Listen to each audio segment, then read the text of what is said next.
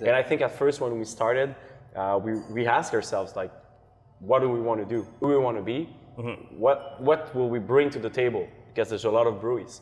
So I thought, I want to be a brewery that people wants to know what we brew, right? So I want the people to like the brewery and see us as okay, they make usually good beer, so when they get something out, I want to try it. Yeah. So bring people to like the brand instead of just one or two of our beers, because most of people out now, that's what they usually do, is they will go into stores and say, I want to try the new thing. So give me the new beers that you have, and this, in the long run, I think, is not sustainable. Yeah.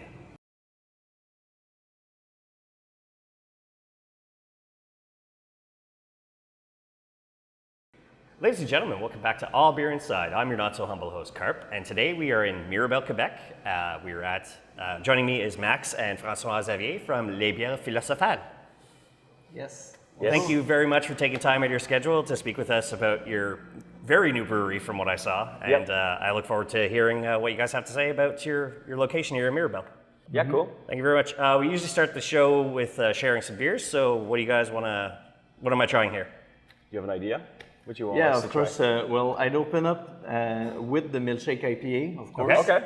You know, because This one here. this one has a good hint of vanilla. Okay. So it's going to be really easy to drink. It's quite fragrant, refreshing. A breakfast beer, you know. Yeah, So like a bit well, we are filming at 10 a.m. Yeah. So you said mango habanero and Madagascar? Yeah, it's a Madagascar vanilla. We tried other brands of vanilla, Yeah. but we thought this one would bring the beer better. It Okay. mixed well with mango and tropical fruits a little bit. All right, as we say on Cheers. the show, a toast! Toast! Yeah. Toast! Toast! Nice. Wow, that is just mango and vanilla. So Yeah, there's a little bit of lactose to give this better mouthfeel. Yeah. But we also wanted to keep it like an IPA, so you still get a little bitterness Yeah. and a little burn from the habanero, which is I'm used barely getting. slightly. Yeah, it's really, really slight. You can very hint. It's like not kicking your butt. Like I've had a pepper beer from a downtown location. I was struggling drinking it. The idea is to add another layer to the complexity of the beer because it's already complex, right? Yeah. So it's just for the aroma and a little bit burn in the middle. Oh, fantastic, nice, like beautiful beer, great on the palate, not overpowering in any way. It's not, like I said, that habanero's not punching me in the face, so that's my eyes aren't watering. That's the important part. That's a good sign. I want refreshing. I don't want to be like struggling to drink a beer, and that's a great start. So Exactly. that's a fantastic beer. Thank you. Nice. So what's the beer story? What brought you guys together and created Les Bières Philosophales? Okay, well, I can start with that topic since I'm the founder of the project. I've been working in my head on this project since 2014. And at that time I was with Montrealers. So I was homebrew, doing little competitions and being with these guys. And I sent one of my beers, and then I won a gold medal for one of the beers that I made, which was a Russian Imperial Stout back then. And that's what brought me into thinking more about what can I do with this. It gave me the hint of maybe there's something, people like the beer for real, what can I do with this? So I started thinking about my brewery, and I like music, so I was like, how can I bring these two passions together and do something that would be usually Les Bières Philosophales. The name I found with one of my friends when I was really young, so all of this is kind of a nostalgic kind of thing, I want to do this the way we thought about it. And then I met François-Xavier 2 years after that, so in 2017, I think. I was looking for partners, so I was meeting random people at a local brewery that we have in Saint-Eustache, which is Noir et Blanche. Okay. And that's where I met François-Xavier. Cool. So I talked to him about the project. He heard me talking with other people about it. So he knew what I was doing. So we talked about it. And then we met a few times. And that's where we understood that we had a shared interest for that. And that we were willing to start something a little bit different. So that's how the story, we could summarize it to this. And then François-Xavier came in. And we talked about the aspect of how we want to do it. How do we want to serve the beer? What's the client experience that we want to do? And when we found a place here in Mirabel, everything fitted together. So we were like, okay, because we didn't want to have a kitchen, a restaurant, and do the whole package deal that in Quebec that we usually do. We just wanted to focus on beers, like in tap rooms in the States, something like that, you know. So when we found this place, it was perfect. The permit, the zonage, enabled us to do this the way we wanted to do it. So being able to distribute a little bit of beer while selling some in a little pub like here. Yeah. So. Yeah, it was always about doing this locally. So mostly since I'm from Saint-Sauveur and I've been working in the management side of the restaurant for the past 10 years mostly. So me and Max have been focusing on me working up front with the customers, with the people representing the sales, and Max brewing. That's the whole world of our focus. So some people, sometimes new breweries have like a marketing guy and a brewer, some things like that. But about us, it's mostly about the customer and the product. And every beer that we bring out, everybody that's currently standing at the bar, whenever we serve them, we make them try it before we release it, because we want to have it on tap, have their direct feedback before the beer is even done. So this way Max can just tune it up and fix it. And I mean, this way we can be sure that we consolidate a great product that can be appreciated, not only by him that wants to do his thing, that's never the case, and not only by me. So it's always everybody that lives nearby, they come back week after week and they ask what's the new specialty, what's the new product that's gonna bring out. So that's why we chose to be a bit further away from Montreal maybe, so we can have a bigger impact locally. Yeah. And we also, well, we live on the North Shore too. So at first this was a big thing also. Yeah. Don't want to go too far away. Yeah. Just wanted to be, you know, close, and for this to be a good adventure for everybody, you know, something really enjoyable that every day you wake up to and you're happy to go doing your thing. Yep. Yeah, well, I've said that on multiple shows. If you love what you're doing, you're never working a day in your life, right? No, So working days are over. Yeah. Well, we still work, but Especially when you're creating work happiness every for the day. masses. yeah, so nice, man. Yeah. The city of Mirabel was very welcoming. Any kind of like, oh no, we don't want a brewery here because we're near the airport that's just commercial now. And, Not at all. The city has been really open, mostly because the way it's set up. As you can see right now, we are on the second floor. So this mezzanine is made for groups to make reservations for parties, for holidays. Yeah. So it was missing in Mirabel specifically. So there's not enough restaurant, or the restaurant that do rent a space, they charge for it a lot, and they make you have a way of having lunch that could be really expensive. So over here, it's always about the customization. So as you can see, the tables that you guys set up yourself, I mean, this is every day. Yeah. Every day, people come in, customize the room for their advantage. So this way of presenting it to the city, the mayor, they all agreed that it was a great project that was needed. The city is really, really open in Mirabel. Yep. Like, we went to other places, we're trying to have a setup, a microbrewery there, and we had little troubles, you know. But here, they were really welcoming, they really helped us, and we're working together for this. So they're happy that we're here, and they let us know. So that's a great opportunity for us. I mean, you're selling craft beer, right? So it's not like a guy down the street who's not making a lot of money can come here, get super wasted, and cause problems. No. This isn't a cheap, fun thing to do in any way. Craft beer is great. I'm always personally willing to spend more money for flavor and supporting local. So finding you guys like yourselves where I live, in Verdun, there's Benedict's, there's my local beer store, Multi Hops. So like, I'll see you guys on the shelves at some point, I'm sure there, and I'll be like, oh, sweet. Getting there. Also around beer, so it's fantastic. And it's funny that you mentioned, because you were part of a band before. It's like, we've interviewed Jeff Fertin from Fermenter, part of a band. I think Derek or Zach used to be part of a band from Brewski. It's like, it's either you guys are musicians or you guys are PhDs of everybody we met. Like, Or sometimes a mix of them, right? yeah, there's no like the guy who worked in accounting down the street started a brewery. It's just it doesn't. They're well hidden. That's why you Well, don't know it. If he starts a brewery, it'll be like in administration, but not actually doing it or brewing it, being with customers. I think you need to be. Well, it's creativity, right? So Yeah, but you need to be with people. You need to like being with people and liking to share, be out there, and see the face of the guy that drinks your beer and be able to talk with him and have a little something going on, right? No, it's great, and the more you guys open, the happier I am. I constantly say, as a Montrealer, having access to like Ottawa 2 hours away, Quebec City 3 hours away, I'm very spoiled for good beer. Yeah, it is. So we're really, we're a lot of good breweries in Quebec. To me, our section of North America, we are very, very lucky with what we have, because when the border reopens, head down to Maine, head down to Vermont, head down to New Hampshire, it's right there. Yeah. Yeah, I'm looking forward to the land border reopening. So I think we all do, right? Yeah. So yeah, for sure. And just sharing your beer, I'm sure, bring your beers down to, let's say, Alchemist in Vermont, and you're like, hey, try our beers, and we'll have your beers, and you guys talk. And if I could do that, because John Kimmich and the Alchemist is a great inspiration, I think, for me. And when I first went there a few years ago, I think it's 5 or 6 years, I went to a Vermont Beer Fest, and we went to visit the place.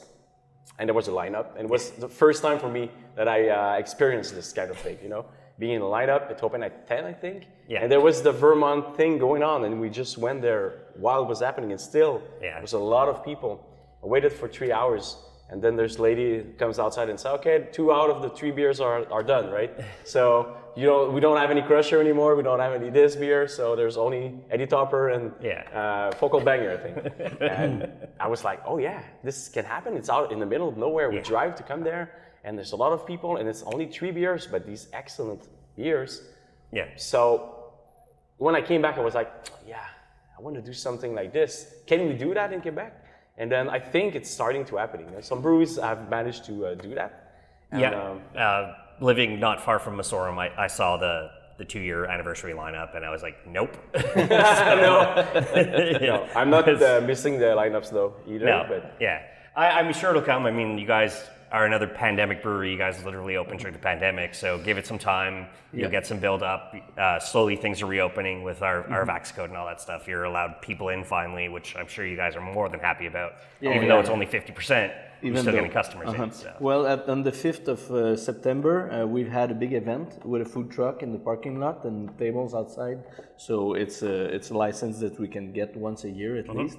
So this day was packed. I've had a lineup just to buy takeout. It was our Pina Colada beer. This one was really, really popular. So we've got it in the fermenters right now. It's almost ready to go. We're gonna have new releases like that almost every 3 weeks. Yeah, that's great. Yeah, so it keeps it fresh all the time. So even though I don't have a full-time lineup, it's perfect for the people that just come by most of the time.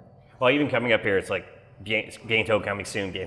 So obviously you have beers ready to go at all points. So we've sold out a lot of beer already. It's great. I mean, always having a rotation in the lineup for somebody like myself who likes to try new things, but also still likes my staples. So I'm sure you guys are going to eventually have maybe your 4 staple beers. Yeah, we have them. Everything else. Well, they specifically are the ones in the middle. Okay. I mean, including the IPA. But these 4, I'd say these are the 5. These 4 beers have something special, alchemical going on. I'm gonna let Max explain their names.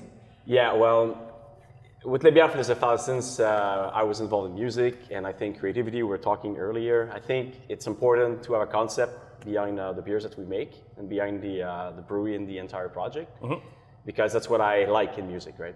So I know some other breweries have used Alchemy in their concept, but we decided to go a little bit deeper, a little bit further, and really dig out some real knowledge about this old way of seeing the world. Because it's not only physical, it's spiritual as well.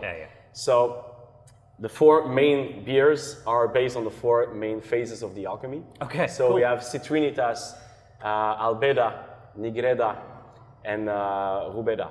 which are the 4 main phases.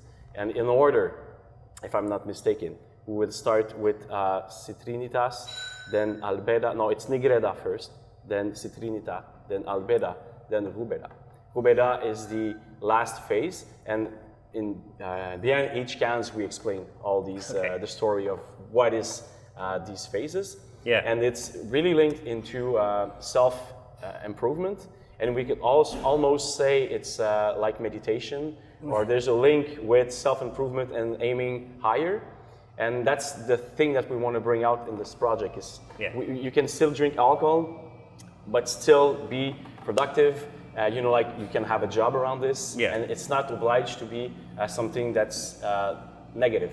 You know, so we're trying in the same way we're doing this to bring people to understand that there's when you drink alcohol, you open your mind to something else, and then you have different conversation. And this is good. If you go more than this, if you drink too much, and then that's not good. So it's all this together. And I think with the creativity that we want to bring in, so we like to work with people that are artistic and brings to the table something different. And it's not just our project anymore, right? We want to work with artists. This guy that came here and he drew this for us, and he drew it here because he felt, you know, the place, and he was like, I like it here, so I want to draw something, right? So that's what we want to do. It's not only beer, it's a way of seeing life. And I think we want to, just share that with people. That's great, and it doesn't sound like you're trying to overshoot like the classic alchemy is like turning air to gold. It's as long as you're not shooting for that, as long as you're shooting for turning iron to gold, then you could do that. It's great. Oh, exactly. Yeah. What's another beer I'm going to be trying here? Let's do the sour since. This one? Yep. Yeah. Okay. It's the Sophia. So it's a hoppy sour. Hoppy sour. Yeah. Because I like the idea of having a tart, sour beer with a little bit of hops in there. So it's kind of a winey kind of feeling, if you could say, like wine. A bit astringent. Yeah.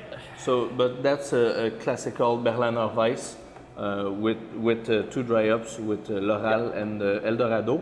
But the Eldorado hop is with cryo hops.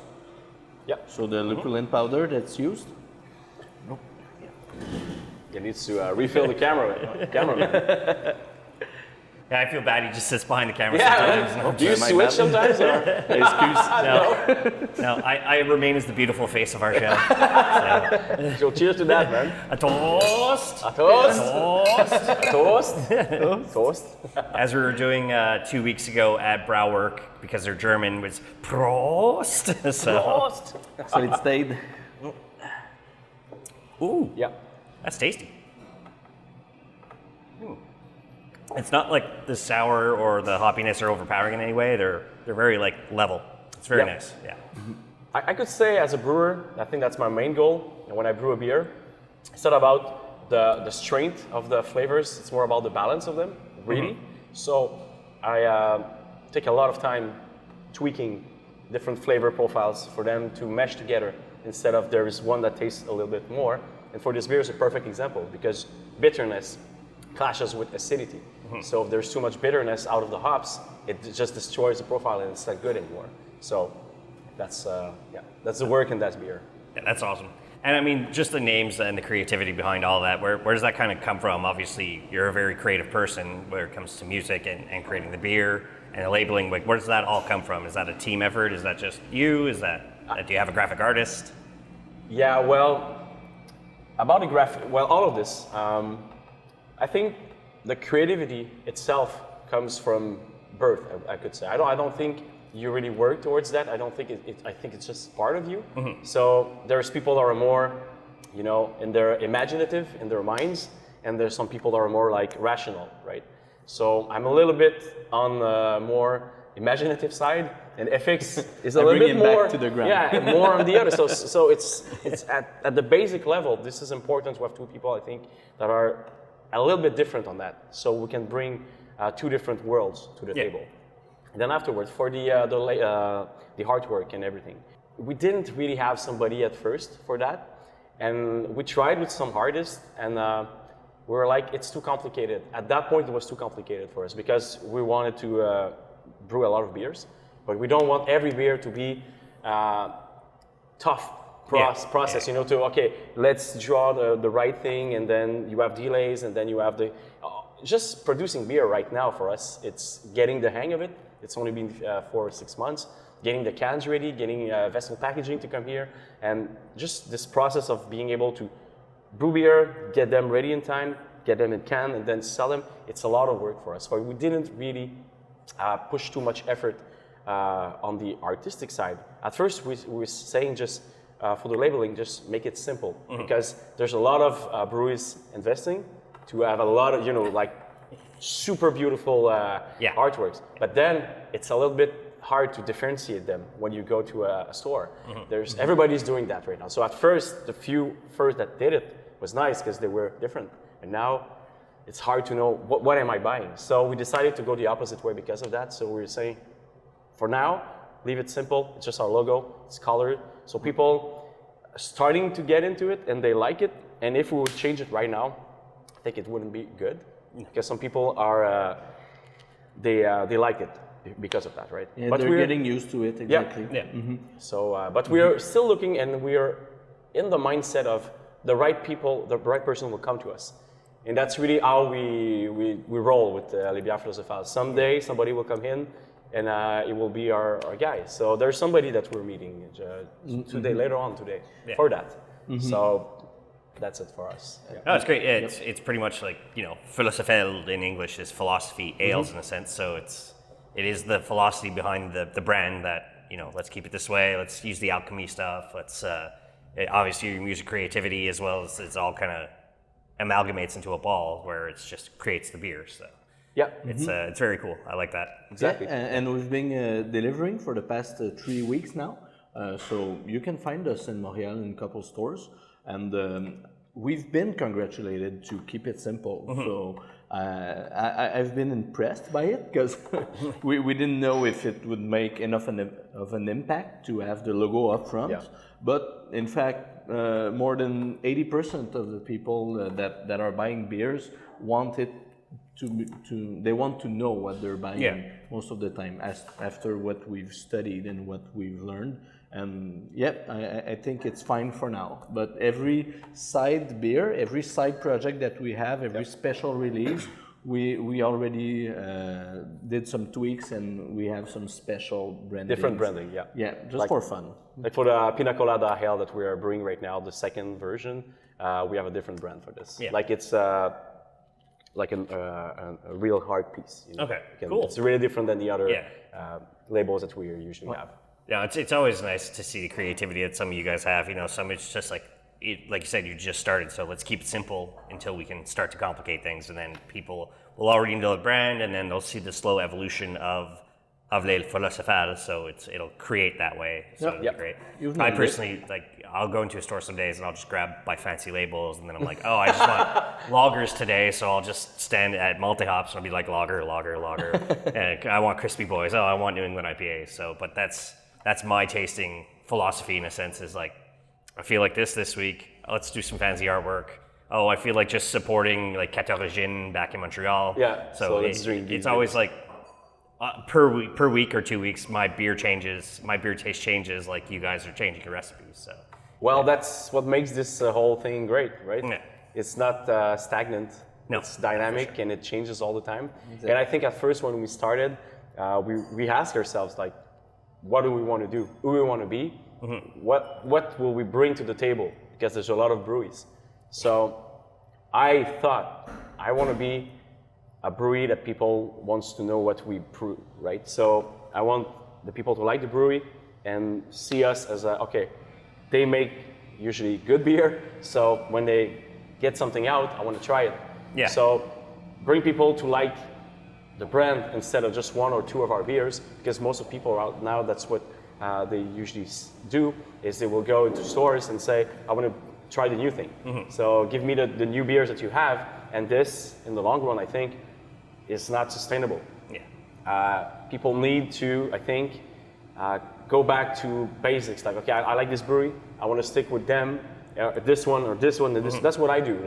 So I guess some people do that as well. We go back to our the breweries that we trust in a certain sense. So we want to build this instead of just 2 or 3 brands that will really sell and then stop brewing the other types of beer.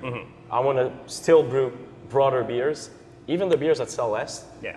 Because when this guy comes in and he says, I want a great wheat beer, well, I have the options. Yeah. It's not only, IPAs or sour beer with fruits or whatever. I think for us, it was important to have the all types of beer. Yeah, for sure. No, I mean, speaking of kind of like those people who stick with their staples now, I always say like a BMC drinker, so Bud Most Coors, one of those guys come in. Yeah. Obviously, you're in an industrial area, so I'm sure guys are just like, oh, I want to drink a Molson in the parking lot before I leave anything. What are some of those kind of beers that you're like, try these to shift you to craft beer? Because there is it's very slow, but you are starting to see more people spend money on craft beer, supporting local. I support Canada first, but then I'll also support Ontario and Quebec because we're brother sister provinces. So I want to support people I like. Yeah, it specifically is our blonde ale, which only goes by $4 a can here. So it's not too. It's quite cheap for a craft beer. Yeah. So please have the honor. Thank you. So yeah, there's a story behind this beer. We did a tasting back in my place a few years ago. We had a lot of friends, people from the microbrewery world, people from Noir et Blanche, a lot of our friends. Yeah. And I brewed a lot of beer there that day. We have like 4 beers.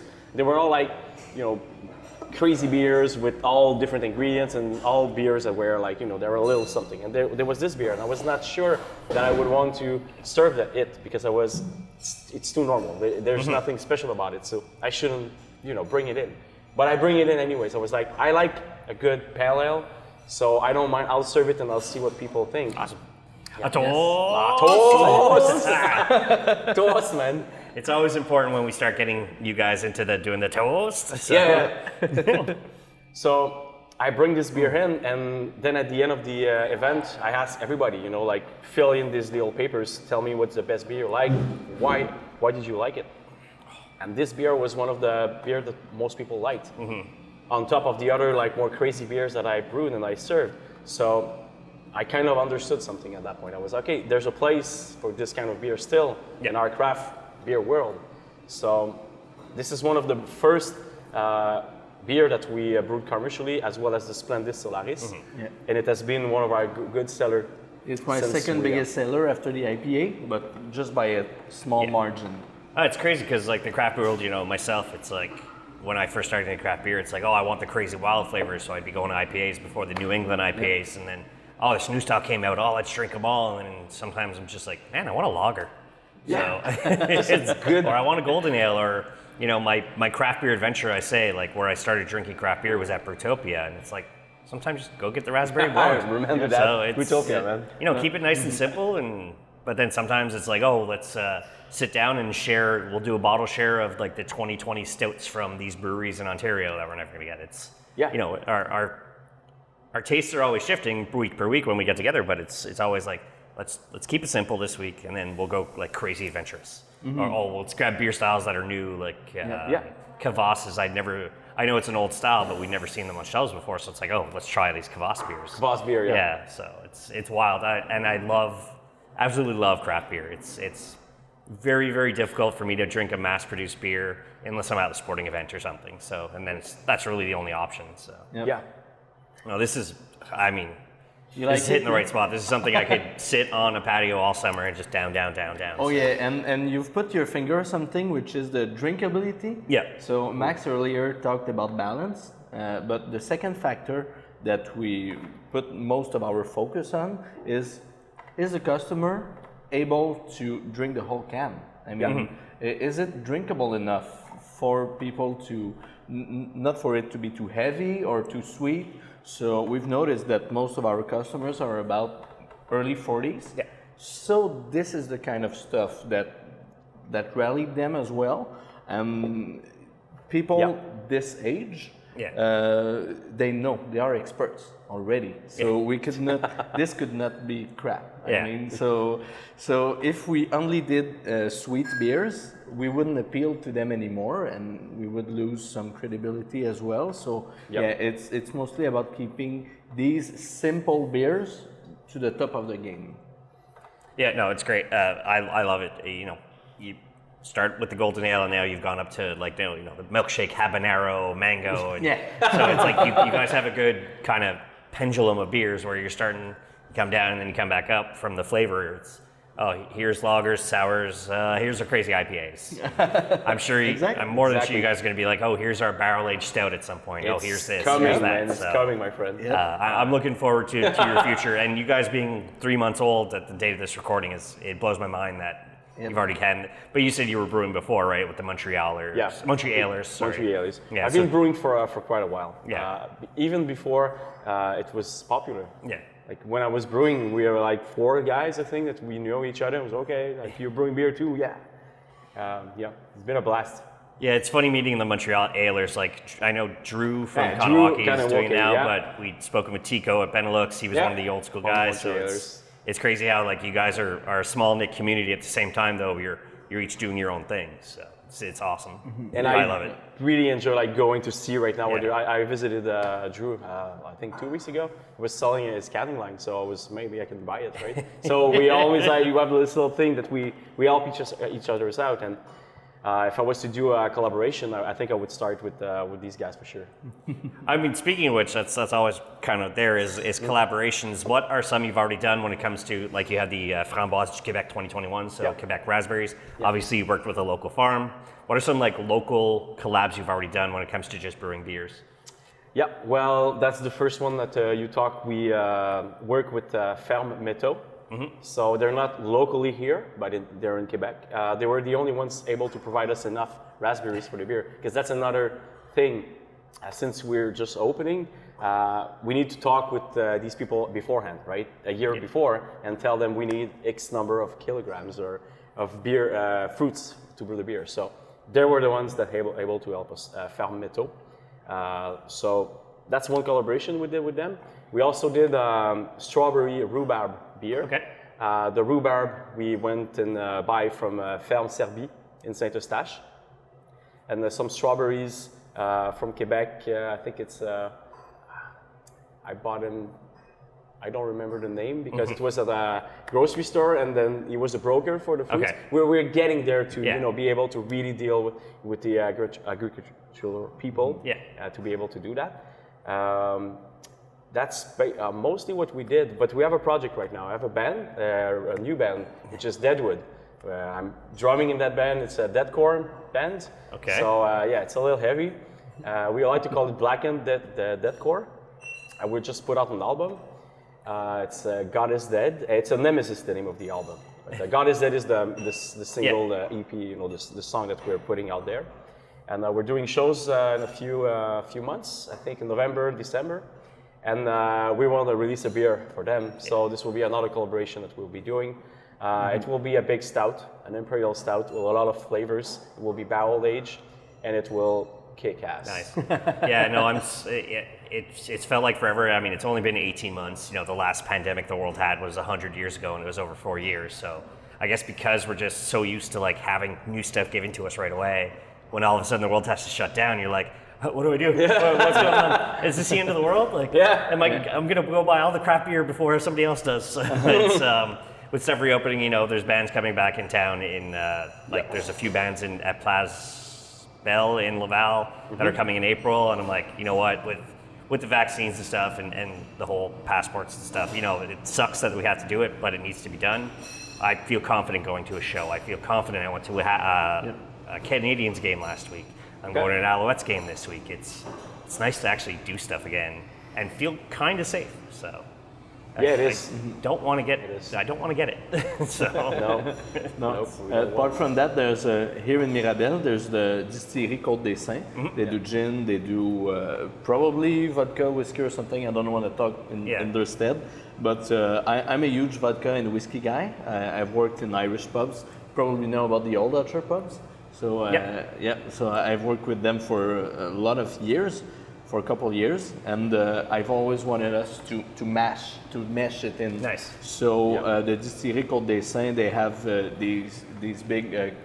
I won't say keg rooms, but barrel houses. Barrel houses. A lot of barrels. So we've got that a few kilometers away from here. So it's huge. I really hope that we can set up something with them and elevate us just a tad higher in the way of barrel aged beers and products. So that would be a first, since nobody really worked in mesh like clearly. I haven't heard about that in Quebec yet. Maybe we could be the first. I mean, you guys are still craft beer babies, right? Like, you're 3 months old. So we are. We are. It's still upcoming, and you know, I found you through Quebec craft beer group on Facebook, and I'm like, oh, like you guys are new. I'm going to message you, and thankfully, Francois, you responded. So I'm like, yes, like another Quebec brewery. So it's great seeing more and more you guys open. Less have failed than opened in Quebec and Ontario. I mean, Ontario is just, it's like every other week there's a brewery opening. Seriously. In Quebec, it's every month, maybe 2 months. So we're a little behind, but at the same time, we're less population, so we got to play with that. Yeah, but the pandemic, I think, slowed a little bit down everything, right? Or it's delayed openings, you know, guys who were supposed to us. open March 2019, all of a sudden it's September 2020. We got pushed, so it's for us, you guys are opening, so we got like 5 months delay. If we calculate all the delays we got because of COVID, we're supposed to open in November 2020, and finally it was in more like March we were able to start brewing. Yeah. But then, you know, you need to brew and then get the beer out. So. So, I mean, speaking of the future, you said you'd love to brew with Drew at Coffee. Brew with Drew. It's a nice wordplay. I'm sure you like that. Yeah, like, I think he needs more beer. More beer. Sure. Where are we at? But what are some future collabs that you'd love to do, whether it be a local brewery, a brewery in North America, even the brewery in the world? Well, I would like to start first with, I think, people from Montreal. So my first idea would be, Drew from Kanawaki Brewing Company, just because he's been a cool guy since the beginning. Yep. I know him since from Montreal's time, and he's doing his thing, and he's doing it well. So it's kind of the people I want to work with. It's I wouldn't want to go with a big brewery. I don't want to lift up the brand. You know what I'm saying? Yeah. Try to brew with somebody bigger than me. Anybody like Boreal or any of those big boys. Where we're aiming. We want to do something with somebody that we can actually do something great. A beer that would actually mean something, and that's what I'm aiming at. So just meet people and know, okay, we have a connection. I want to work with you. You know, I just know it when it happens. Yeah. So Cool. So what am I about to have here? That's the highlight of our menu. Okay. That's my most popular product by far. It's been elaborated more than 3 years ago by Max. So that's the Norsk IPA. Okay. So our take on the double dry up that has been extremely Highly popular in Vermont, and so Eddie Topper, I would say. Yep. So that's a Norwegian. All right. Toast. Skål, they would say. Skål, Skål. Skål. Oh yeah. So, I think this is we're talking about what alcohol on that. What? What's the alcohol percentage? It's 6.6. Yeah, do not taste that at all. It's well hidden. Yeah. Yeah. So, this beer for me is what I was.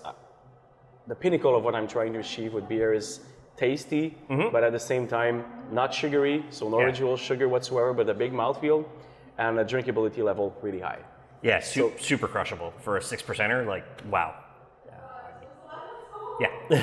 Crushable is the term? Yeah, crushable is the term. Yeah, when it's drinkability level. It's I like it. It's that's fantastic beer. Like you said, it's your attempt at Heady Topper, but to me it's nice that I can get that flavor here. Obviously, like yourself, Sir John, you're inspired by by Alchemist in Vermont. So it's like, oh, let's try our clone version. Let's do our own version. So that's fantastic. Mm-hmm. Yeah.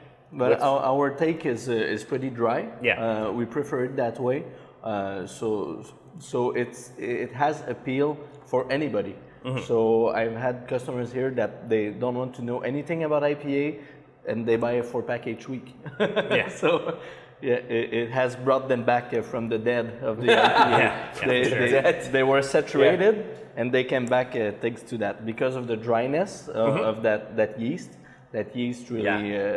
Kvaiki.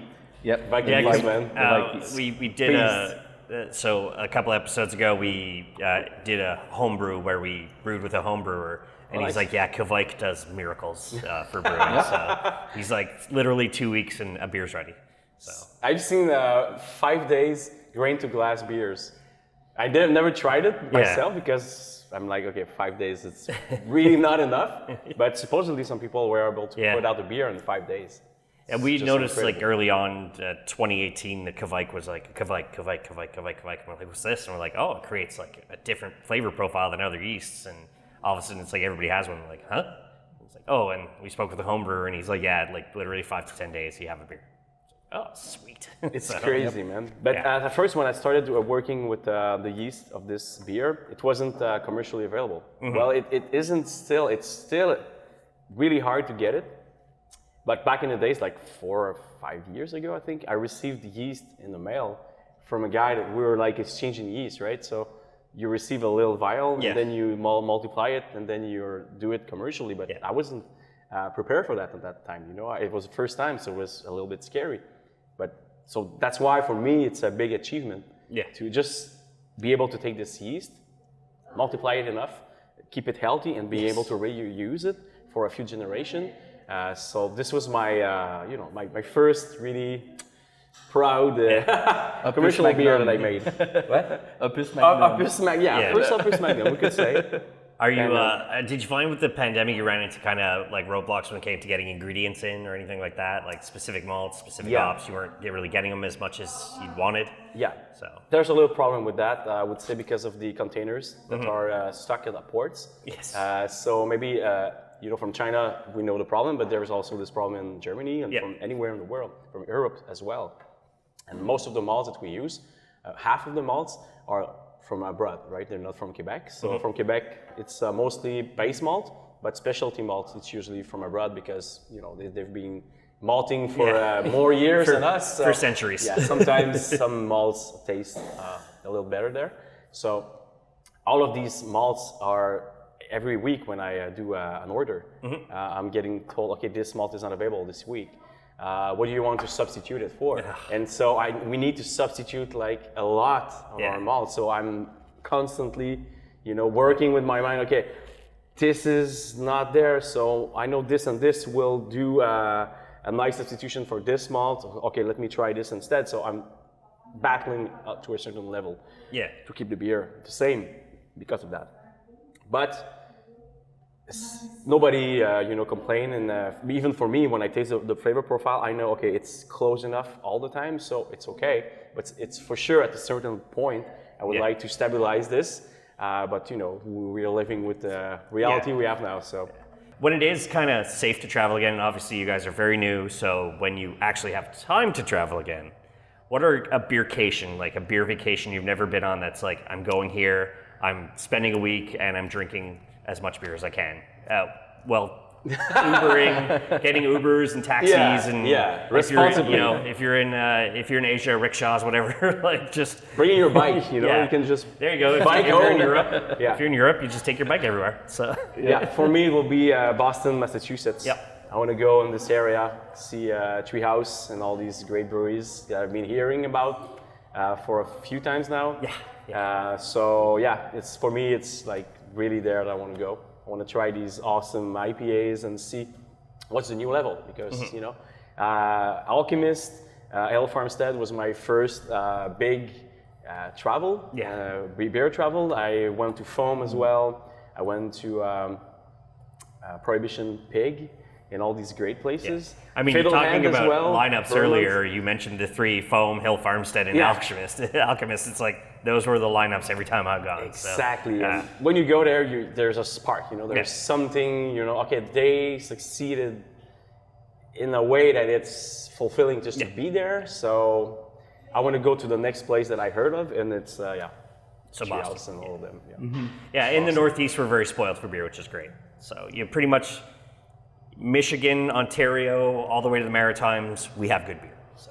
But seriously, Ontario too. Honestly, I would want to go to Ontario because I heard a lot of great brews there too, and I never went because just didn't occur to me. Yeah. You know. I mean, it's just past Toronto, but Milton, Ontario, Third Moon Brewing, they won one of the best new breweries last year in Canada. And it's Seriously? Yeah. And it's just two guys, and they started a brewery. They also opened during the pandemic. They're in a warehouse. And so they were literally just putting beer in the back of people's trucks who like showed their order on their cell phone. Yeah, we like, did that okay, too. Yeah, we did that We too. did that too Yeah. for the first Yeah, few months. it's wild. Like, And how, is it Black Swan as well in Ontario? I've never been to Black Swan. Okay, but that's the name. Okay, I people it's talk Milton. about it. Black Swan, I heard about Black Swan. Yeah, I think. because Third Moon was the big one in Ontario. Good. Like Third Moon and Cinquième Baron were like the two big ones in Canada last year as new breweries opening. So it's pretty awesome. Like I think we're almost even with breweries that have opened during the pandemic with breweries that have been open for like years. It's with our interviews, so it's pretty crazy. Wow. Yeah. François-Xavier, beercation. Yeah, it's mostly about Belgium, I guess. I'd rather go to Europe because of the vodka there. Yeah. But I mean, but in Belgium, I'm a huge Saison fan. These are my favorite kind of beer. I don't have one available right now, but I'm gonna have one in a few weeks. We had one for the past few weeks, but I've sold it out because it has been my second most popular after the IPA and tiebreaker with the blonde. So people are ready for Saison. That was a spicy Saison with ginger and habanero. So the Saison are my favorite. So I'd go to Belgium to taste. I'm more of a yeast guy. I can really affiliate with that. So I'd go there to have a look around and try these old kind of open fermentation. Yeah. And, Like Cantillon. Ouais, c'est ça. That would be fun, of course. So speaking of Belgium, let's open the wheat beer. Okay. Nice pick.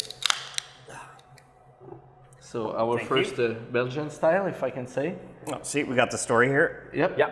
It's all in French, and I will not do the translation right now. Not right now. I can try to translate in line. We have a friend who likes to, when we get together for podcasting purposes, he does his own version of translations from French to English, and it's just really bad. Oh well, this one has quite a paragraph, Yeah. so that would be perfect. All right, so so this is the wheat beer? Yeah, it's All a wheat beer. Toast! Toast, my friend.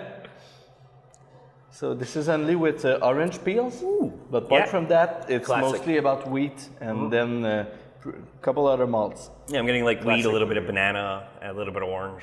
Not as much as a Weizen, but It's a little bit in there. this is about the more citrusy side, right? No, it's not overpowering. It's like the orange peel / banana are kind of on that same level. It's a little more orange than, more of an orange rind than an actual orange citrusy flavors. So, Exactly. Yeah. Exactly.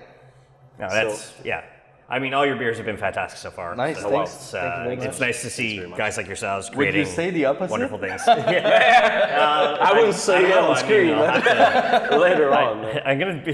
There's one day I'm sure where we're gonna be recording. I'm just gonna be like, it's great. Bring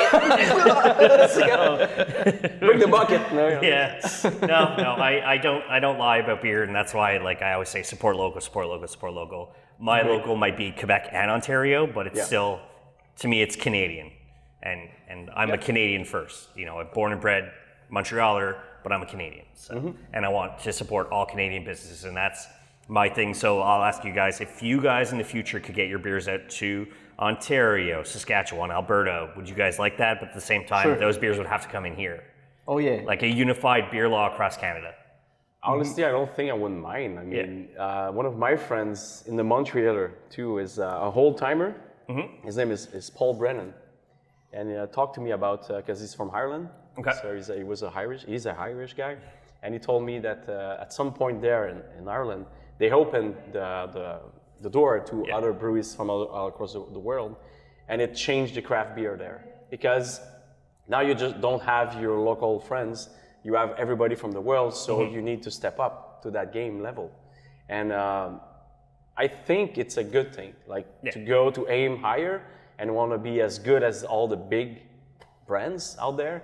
It would change the face of a lot of breweries, I guess, because people would need to adapt, but I'm hoping for that. Yeah. I mean, I know like yourselves, you were in a metal band and they have a brewery. There's one in Alberta I know of. They're called Next Level. It's a metal band, but they also have a barcade at the same time. Oh yeah, And we so, wanted to like, do a barcade before. Yeah. Like, our first version of this project was that. Yeah. I just, the creativity behind it's the barcade I love. I know in Vermont, in Burlington, there's the archives, and it's all old school video games, and they're all a quarter, and it's just a craft beer tap list. Okay. It's amazing, yeah. So that's one thing. Do you guys have any local businesses where you're selling kegs to for the restaurants and things like that yet? Or? Yeah, we do. Okay. Yeah, a few places. We're doing it at the golf. Okay. Which is a big private golf in Laval. Yeah. It's called Laval sur le Lac. So we approached, we had a friend that worked there, and they put us together. So since the beginning of the summer, we were sending cans and kegs there. And we have a friends that just opened in Moronites, which is La Norac. It's a restaurant, but it's also a that's brew an pub. American smokehouse. Oh, nice. Yeah. And they are gonna brew as well, but they have the artisan license, and we have the industrial license, so they can buy stuff for us. So since their beer isn't ready yet, we've been collaborating for the past few months, and the owners used to come take a beer over here and talk to me about their project. So I've helped them just a bit, but it speaks of the essence that every microbrewery, at least in Quebec, from what I live, what I see, it's never about a competition. It's always about bringing it up to new heights and specializing. So our way of specializing is locally, but we're always open to bring the game higher. So it's never about being in competition with anybody else. Yeah, no, like when it comes to other podcasts, when it comes to other breweries, I've never gone to a brewery where it's been like, there's one in Ontario, but nobody else is like, oh, don't go here, they're bad. It's like, so that's the other question I love to ask is somebody comes in here, tries all your great beers. What are some friends that you're like, go try their beers, they're not far, bike ride, car ride, they have a designated driver, so. Oh, well, I used to work with the Noir et Blanche in Saint-Eustache for a few years, so they have an amazing menu. You can come by a table of 12 persons and it's gonna be amazing for everybody. And apart from that, in Laval, you might know about the Les Insulaires. Yeah, so Guillaume and Marilyn, the owners are amazing. It's really well built for families, for people that want to just bring their laptop and work for a few hours. So I've kind of inspired a bit of that, of them over here. So here there's free Wi-Fi and people can bring their own food over here. So a lot of people just come by with board games and call pizza, and that's their lunch. But we have metal playing all the time. So we decided to go alternative because Les Insulaires is more family restaurant. Noir et Blanche is more about a dining experience. Anorak is an American smokehouse, so it's important for everybody to complete it wholeheartedly. So that would be the top of the head places I would throw people to. But Saint Graal over here, just 15 minutes from here in Sainte-Thérèse, they're pretty good as well. Their white beer they're a is staple amazing. place. They've been there for a while, and it's simply nachos behind the counter, but they brought it up to the next level, so that's good. Yeah, that's like Sir John, they open and they're like, we're IPAs, that's it. And then now they evolve from that, and you guys, started with your basic lines and you're evolving, so it's, everybody seems to evolve to what the drinkers want, though I'm guessing you go on Facebook and you're like, oh, the craft beer group's drinking this week, okay, let's make it for next time. And, no, we don't do that. So, we do the opposite. Okay. We do the total opposite, and I'm glad you brought it up because I think on a creative level, when you do that, you limit yourself. Okay. Because you're always like, you want to know what others are doing, so for me, it cripples my own creativity. Okay, cool. I just want to do what I think I'm ready to do and what I think is, I just feel it, I feel, okay, now I need to do this kind of beer. And I devise a recipe in my head. And I want to keep it like that. I want to keep it like it's a spur of the moment kind of thing. And I know it's not marketing, it's not well packaged in a machine that will bring more money to the place, but I don't care. Yeah. I want to keep got a it great like, example. What? It needs to be connected to how I feel. And that's how I brew the best. Okay. When I have an idea, I go somewhere, I smell something, and this flower, I have an idea. And if somebody tells me, no, you can't brew this because, the world dictates that you should brew this instead, it will do something wrong with me. So, I mean, I don't want that. Yeah, you're keeping outside the norm. Just like alchemy, it was an ancient science and nobody really uses it anymore. So it's the same concept. It's a pseudoscience that you're using. So you're staying outside the norm, which is good. I mean, because people will be drawn to that because you're different. And that's why we're going to stand out. So. Yeah, the best instance of that happened this summer is we have a huge demand for the sours, the Berliner Weiss, which were really popular. But we did a gose anyway, so a standard gose, but with Szechuan pepper, and that was amazing. It was really good. But Max said, "I'm gonna do a gose," and I've told him, "No, man, we're gonna brew the sour. I've got people asking for it." And I thought that the gose would last us all summer long, but I've sold it out in a month and a half, and people are asking for it now. Yeah. So we've got it brewed right now because it has been far more asked than the sours this past month. Because of autumn, of fall coming, people want this more reassuring beer. I don't know. So with this pepper, it has something more than the gose can only offer during the summer, that the sour can only offer during the summer. So he hit it right. Nail on the head. Yeah, nail on head. Yeah, no, like myself, my fall beer is usually a Marzen. Marzen? Yeah, it's always a Marzen. I want caramel and malty during the fall. So well, I like malty beers as well, my friend. Well, you're gonna like that one. So it's German-inspired ale. Yes. With the German smoked wheat, right? Exactly. Yeah, smoked malt. Rye. Malt, yeah. I always get the two confused. Yep. Well, that's rye. Yeah. Yeah, there's rye and there's a smoked malt. From the city of Bamberg, which is the creator of the it is smoky. Steinkarla. It's just all on the nose. Smokiness. So smokiness, but at the same time caramel. Yeah. Atoll. Everybody needs to get atoll. You need to come back in here. At the end, we'll do a big for the last one. For the last one. For my favorite. That's delicious. Well, that's the biggest wow I've heard in a long time. It's unexpected because one of the first smoked beers I ever had was from Church Key, Holy Smoke. I'm like, it's drinking campfire. It's drinking delicious campfire. So it's not a lot of people do smoky beer, so that's just unexpected. That it's not like a punch in the face. It's not like I'm sitting at a fireplace and all of a sudden the wind blows and I'm getting all the smoke and embers in my face. It's balanced. It's like right there. It's not kicking my palate's butt. So you know what? A friend of mine just tried it with blue cheese. So he tried it with a couple different blue cheeses, and he said that it was a match made in heaven. So that's the kind of beer for the summer barbecues that people were buying in bulk. Yeah. I sold 12 cans of these just for people going on a fishing trip, and they were about to have smoked salmon or smoked hot dog, something. So yeah, this is fun. Yeah, definitely like a strong cheese with this would be a good balance. Like when you're doing like a charcuterie board. Yeah. You do some dry sausage from one of my favorite places in Quebec's Pork Shop. So I would do kind of their Lawrence, which is a Montreal steak spice sausage with like a stronger cheese, like a brie or blue cheese, and this. So that would be a good pairing. That's something that I'm sure, if you guys were to have a restaurant, I'm sure you'd have beer food pairings should you ever open a restaurant. So for sure.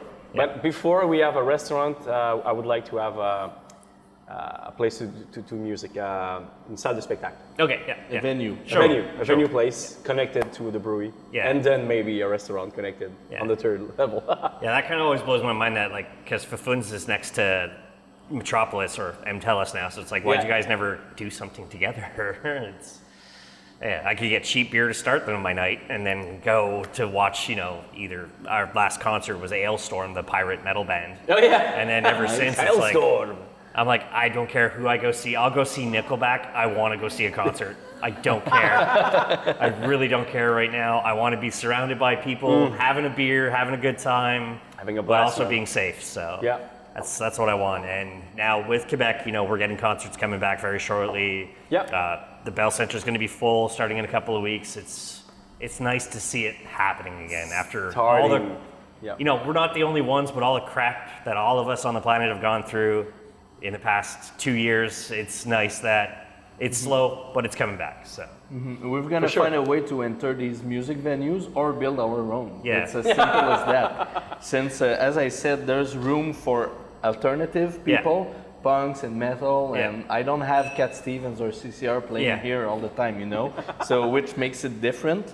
So we've noticed that most of the people, they don't want to hear that. They want to be, when you go out in a restaurant or a bar, you want to just put your switch off and let yourself be driven by the mood, by the atmosphere. So why not build a music venue in which we're going to do our own stuff, our own music as far as it's concerned, and our own beer as well. It hasn't been done yet. No. So that could be fun. So I'll make this suggestion. They're in Ontario and Cambridge. They're called Rhythm and Brews. Okay. And so nice Ontario, the thing with Ontario versus Quebec is you can actually have your fermenters open to the public, but there's a line of fermenters and there's a stage in the back where the next to the fermenters. So like the beer's literally getting rocked out all the time. Wow. So, Rhythm and Brews. Yeah. Wow. So That's amazing. if you're ever out and their taster flights are a record. Oh yeah. That they put in the hole. So definitely there's a lot of venues in Ontario that have that kind of cool concept. So if you're ever out there, just contact me. Can I'll I let you know where change to go. my beer vacation answer? I want to go see that instead. Quebec is. I find Quebec is the same thing. It's like circles, like Quebec City, Montreal, the North Shore. We all have circles. It's the same thing in Ontario. It's like Ottawa, Cambridge Waterloo area, York. We all like bunch together because we want to support each other. At the same time, it's like, oh, you like our beers, go here. You like our beers, go here. So it's the same thing, I asked you earlier, go to Noir et Blanche, which we've spoken with before, and go here. So you're spreading the love, and that's the most important part of all this. So it's great. Because it's hard to do what we do, right? It's a hard business because there's a lot of problems that can happen. Sometimes it's I'm missing cans or I'm missing lids or blah, blah, blah. So we help each other out. So we did this with Les Insulaires a few times. With Guillaume, was missing something, we went into him, and then sometimes we miss something.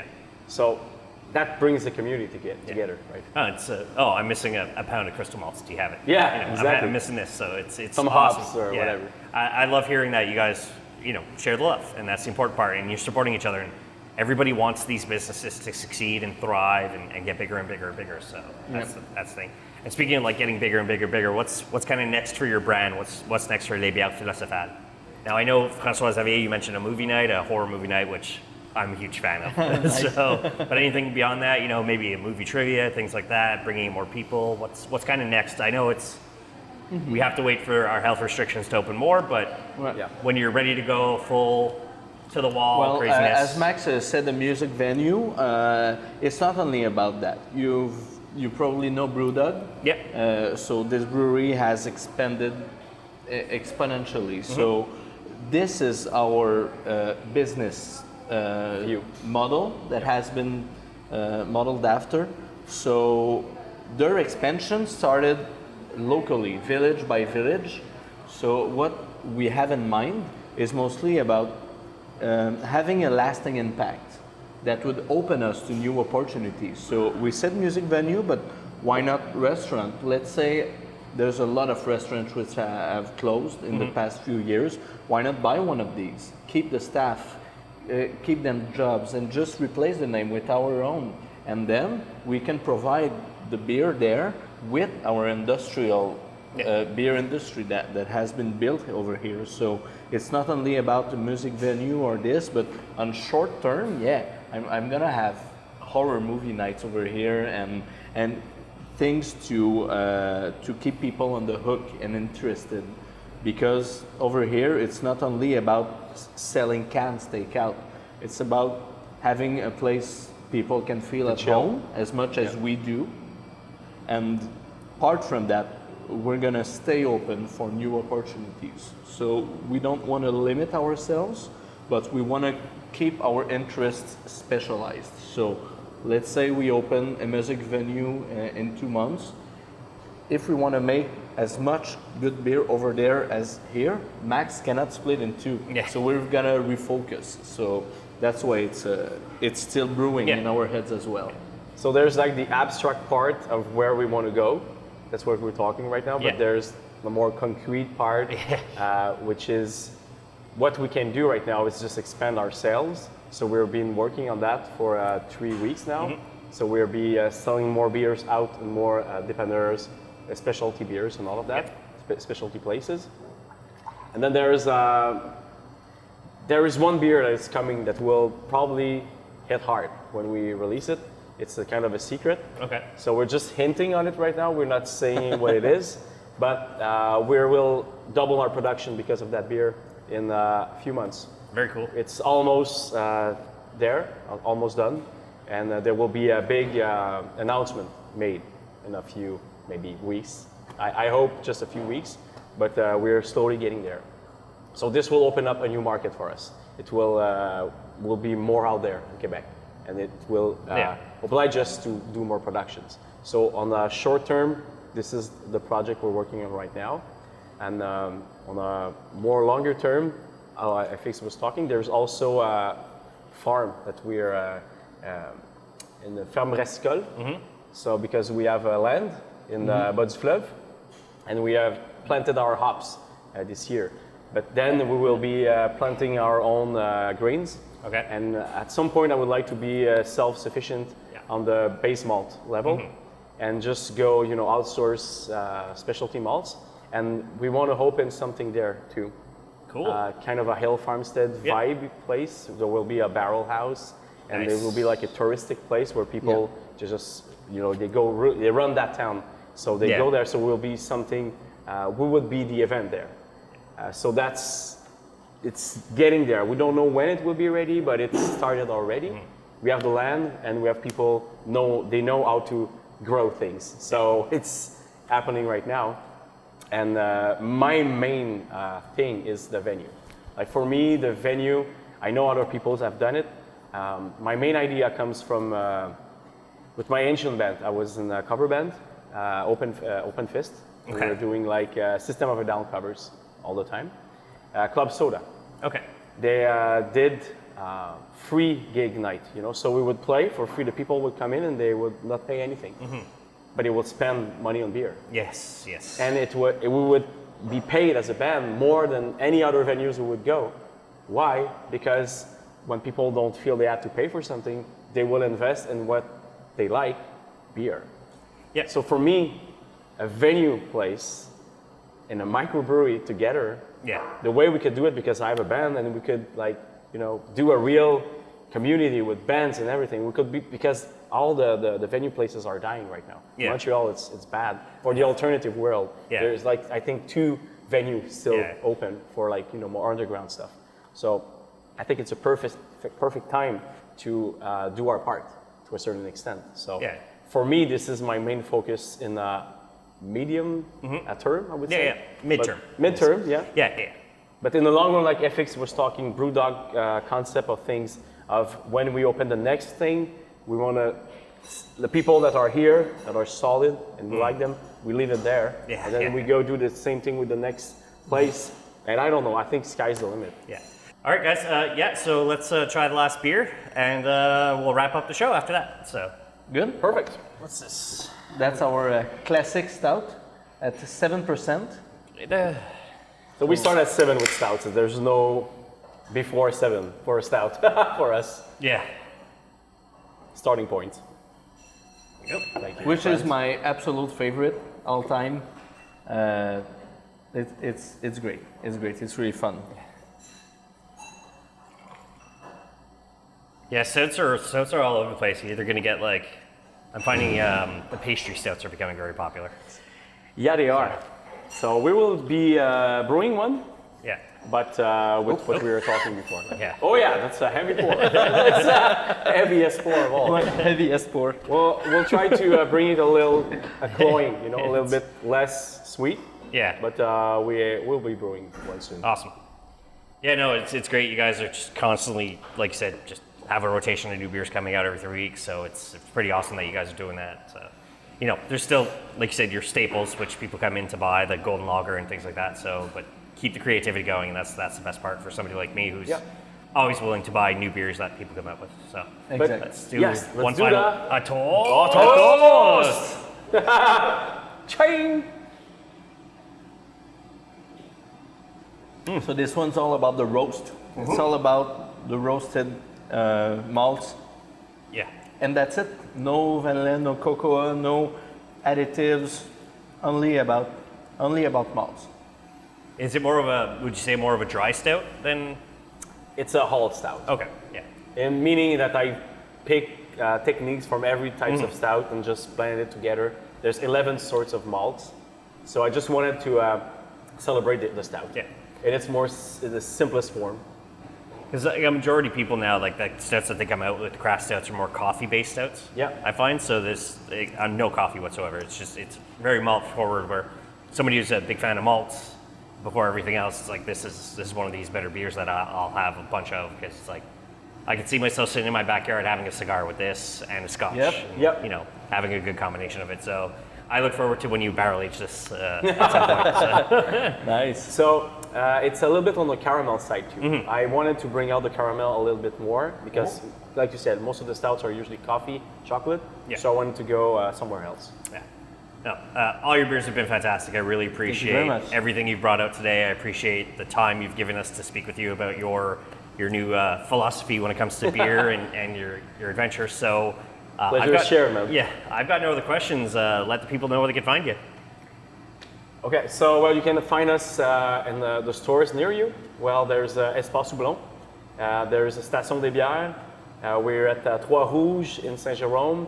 We have a lot of few places. François-Xavier can tell you Peluso about. on Rachel as Yep. well. So Yep. we've just begun distributing in Montreal as well. But we're gonna keep you guys posted all the time on Facebook and Instagram for the new venues. And apart from that, I'd like to thank your staff, Phil. And our Thank you, staff. Phil. Thanks. Our staff has been doing a great job working behind the scenes as well to keep us open even during the interview. Apart from that, we're gonna keep expanding the delivery system that we have. What we want to do is basically be able to be there at the 30 kilometers area range from here will be available. And we're starting to work with Brew, which is a distribution just from around here. Yeah. We have talks with them this week, and we're opening up the distribution thing going on. So we'll be more and more available in your place. And if there's a place around your town that you want us to be there, just hit us up on Facebook, let us know, and we'll make it happen. I answer really fast. Those are for the Quebec viewers. Unfortunately, we can't ship beer to Ontario legally yet. So you just give me a PO box in Quebec. Yeah. And We'll figure it out. Okay, so but what's the address when it comes to Instagram stuff? Is it at Les Bières Philosophales? Les Bières Philosophales. Okay. Les_bières_philosophales.